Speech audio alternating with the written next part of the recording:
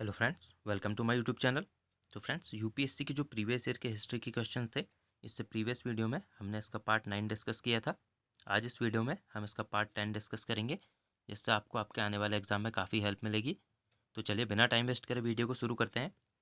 First question है, जलियांवाला बाग हत्याकांड 1919 में पंजाब में हुए अत्याचारों से अपने विरोध के रूप में किस विख्यात व्यक्ति ने ब्रिटिश सरकार द्वारा प्रदान की गई नाइट की उपाधि को वापस लौटा दिया? तो ऑप्शन आप देख सकते हैं आपको क्या दिए है। ए है तेज बहादुर सप्रू, बी है आशुतोष मुखर्जी, सी है रविंद्रनाथ टैगोर और डी के है सैयद अहमद खान। तो इसका राइट आंसर क्या हो जाएगा? तो ऑप्शन नंबर सी, यानी कि रविंद्रनाथ टैगोर ने क्या है, जो 1919 का जलियांवाला बाग हत्याकांड हुआ था उसके बाद अपनी नाइट की उपाधि इन्होंने त्याग दी थी। ठीक है। अब जो जलियांवाला बाग हत्याकांड हुआ था ये क्यों हुआ था देखते हैं। कि आपको पता है 1919 में क्या था, रॉलेट एक्ट पारित किया गया था, और जिसे क्या है बिना वकील, बिना अपील और बिना दलील का कानून भी कहा जाता था, और जिसके तहत क्या है बिना मुकदमा चलाए किसी भी व्यक्ति को क्या है गिरफ्तार किया जा सकता था। तो इसी के तहत क्या है, रॉलेट एक्ट के द्वारा पंजाब के दो बड़े नेताओं डॉक्टर सैफुद्दीन किचलू और सत्यपाल मलिक को गिरफ्तार कर लिया गया, जिसके विरोध में क्या है 13 अप्रैल 1919 को अमृतसर के जलियांवाला बाग में एक सार्वजनिक सभा बुलाई गई थी, जहां जनरल डायर ने निहत्थी शांतिपूर्ण जनता पर गोलियां चलवाई, जिसमें कई लोगों की मृत्यु हो गई। और इसी घटना के बाद क्या है रविन्द्रनाथ टैगोर ने क्या है ब्रिटिश सरकार द्वारा दी गई नाइट की उपाधि को त्याग दिया था। तो फ्रेंड्स ये याद रखिएगा, और ये दो व्यक्ति जो हैं इनके भी नाम याद रखिएगा कि डॉक्टर सैफुद्दीन किचलू और सत्यपाल मलिक, ये एग्जाम में पूछे जाते हैं। नेक्स्ट क्वेश्चन देखते हैं, क्वेश्चन नंबर 2। हंटर आयोग की नियुक्ति की गई थी। तो ऑप्शन आपको दिए हैं। ए है काली कोठरी घटना के बाद, बी है जलियांवाला बाग हत्याकांड के बाद, सी है 1857 के विद्रोह के बाद और डी के है बंगाल के विभाजन के बाद। तो इसका राइट आंसर क्या हो जाएगा? तो ऑप्शन नंबर बी, यानी कि जो हंटर आयोग था वो क्या जलियांवाला बाग हत्याकांड के बाद गठित किया गया था। अब देखते हैं कि जलियांवाला बाग हत्याकांड की जांच हेतु ब्रिटिश सरकार ने क्या है हंटर कमीशन गठन किया था, और कमीशन ने अपनी रिपोर्ट कब सौंपी थी? मार्च 1920 में। तो ये डेट भी याद रखिएगा। और इसमें क्या है, दुर्घटना के लिए सरकार को दोषी नहीं बताया गया था। नेक्स्ट क्वेश्चन देखते हैं, क्वेश्चन नंबर 3। निम्नलिखित में से किसके कारण सार्वजनिक रोष की लहर उभरी, जिसके फलस्वरूप जलियांवाला बाग हत्याकांड में ब्रिटिश सरकार द्वारा नरसंहार की घटना घटी? तो अभी हमने ऊपर भी देखा, तो ऑप्शन आप देख सकते हैं। द आर्म्स एक्ट, बी है दी पब्लिक सेफ्टी एक्ट, सी है द रोलट एक्ट और डी के है दी वर्नाकुलर एक्ट। तो इसका राइट आंसर क्या हो जाएगा? ऑप्शन नंबर सी, यानी कि रोलट एक्ट के बाद ही क्या है वह घटना घटी थी, जलियांवाला बाग हत्याकांड। नेक्स्ट क्वेश्चन देखते हैं, क्वेश्चन नंबर 4। इस मिसाल में हम मुसलमानों को हिंदुओं से भिड़ा नहीं पाए, निम्नलिखित में से कौन सी एक घटना से एचिंसन के इस कथन का संबंध है? यानी कि एचिंसन ने किस घटना के संबंध में यह कहा था? तो ए ऑप्शन दिया है 1857 का विप्लव, बी है चंपारण सत्याग्रह 1917, सी है खिलाफत और असहयोग आंदोलन और डी के है 1942 की अगस्त क्रांति। तो इसका राइट आंसर क्या हो जाएगा? ऑप्शन नंबर सी, यानी कि खिलाफत और असहयोग आंदोलन के संबंध में एचिंसन ने यह कथन कहा था। अब जो खिलाफत आंदोलन है इसकी शुरुआत 1919 में किसके द्वारा? मोहम्मद अली और शौकत अली के द्वारा की गई थी, तथा असहयोग आंदोलन की शुरुआत 1 अगस्त 1920 को गांधी जी के द्वारा की गई थी। तो फ्रेंड्स दोनों नाम और इनकी डेट्स भी याद रखिएगा, ये एग्जाम में पूछी जाती है। नेक्स्ट क्वेश्चन देखते हैं, क्वेश्चन नंबर 5।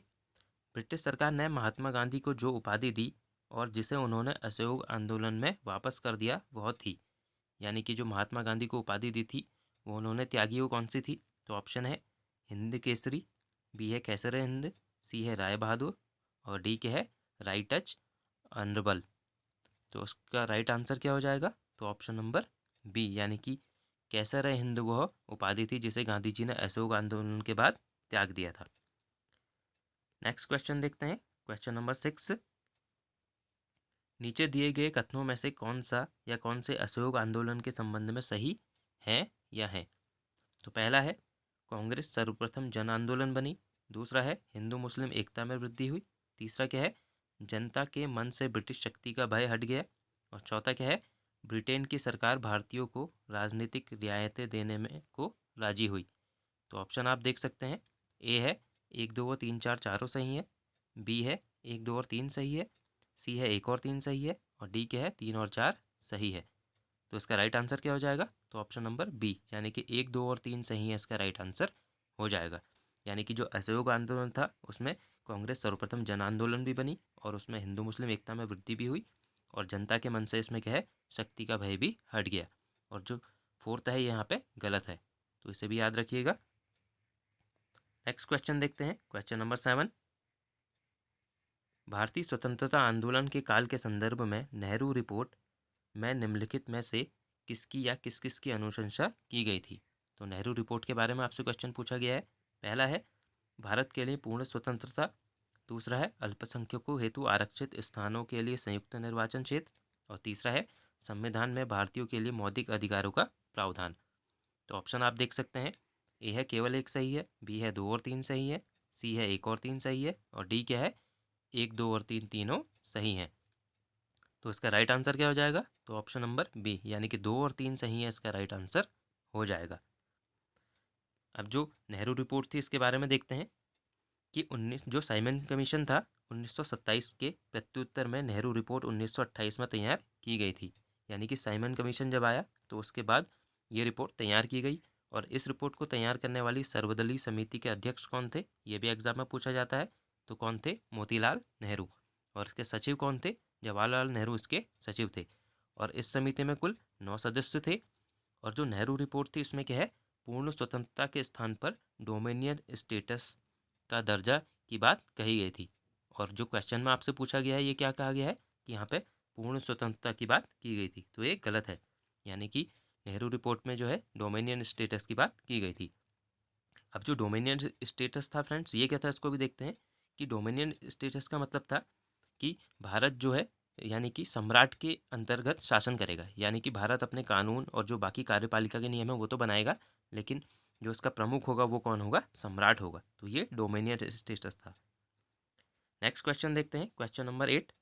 कांग्रेस दल की उग्र शाखा ने, जिसके एक प्रमुख नेता जवाहरलाल नेहरू थे, इंडिपेंडेंस फॉर इंडिया लीग की स्थापना की। वह लीग किसके विरोध में स्थापित हुई थी? तो ऑप्शन आप देख सकते हैं, ए है गांधी इरविन समझौता, बी है होम रूल आंदोलन, सी है नेहरू रिपोर्ट, और डी के है माउंट फोर्ट सुधार। तो इसका राइट आंसर क्या हो जाएगा? ऑप्शन नंबर सी, यानी कि नेहरू रिपोर्ट इसका राइट आंसर हो जाएगा।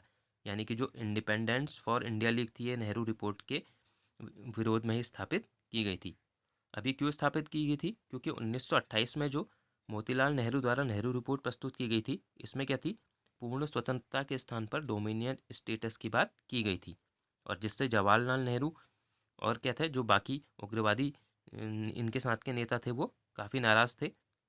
और इसके बाद ही इन्होंने क्या है, जवाहरलाल नेहरू और सुभाष चंद्र बोस ने इंडिपेंडेंस फॉर इंडिया लीग की स्थापना की थी। तो इनका भी नाम याद रखिएगा। नेक्स्ट क्वेश्चन देखते हैं, क्वेश्चन नंबर 9। 1921 के अहमदाबाद अधिवेशन में निम्नलिखित नेताओं में से किसने संपूर्ण स्वराज को कांग्रेस का लक्ष्य मानने का प्रस्ताव रखा? तो ऑप्शन आप देख सकते हैं, ए है अबुल कलाम आज़ाद, बी है मौलाना हसरत मोहानी, सी है जवाहरलाल नेहरू, और डी के है महात्मा गांधी। तो इसका राइट आंसर क्या हो जाएगा? तो ऑप्शन नंबर बी, यानी कि मौलाना हसरत मोहानी इसका राइट आंसर हो जाएगा। नेक्स्ट क्वेश्चन देखते हैं, क्वेश्चन नंबर 10। निम्नलिखित में से किस एक ने भारतीय राष्ट्रीय कांग्रेस के उस अधिवेशन की अध्यक्षता की जिसमें पूर्ण स्वराज का प्रस्ताव पारित हुआ था?